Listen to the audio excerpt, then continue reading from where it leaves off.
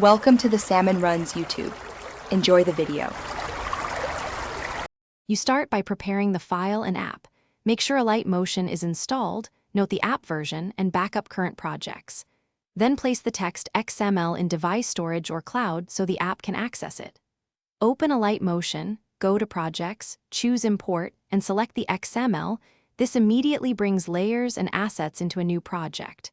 Once imported, scan the timeline to verify layers loaded. This prevents surprises later and explains why version matching matters. You now edit text layers to match your design. Select a text layer and change content, font, size, and alignment. This directly affects readability and layout. Next, tweak transform properties, adjust anchor point, position, and scale, then add keyframes for motion so timing matches audio.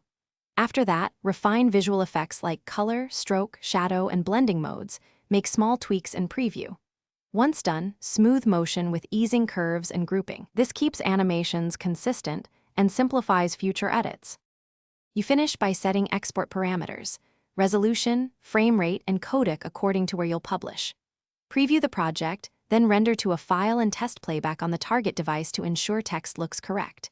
If something goes wrong, like missing fonts, broken keyframes, or import errors, clear Alight Motion's cache, re-import the XML, and confirm the app version matches the file's origin. If problems persist, replace or embed fonts and re-export. This usually fixes compatibility and rendering issues. Thanks for watching. Consider subscribing if we helped you.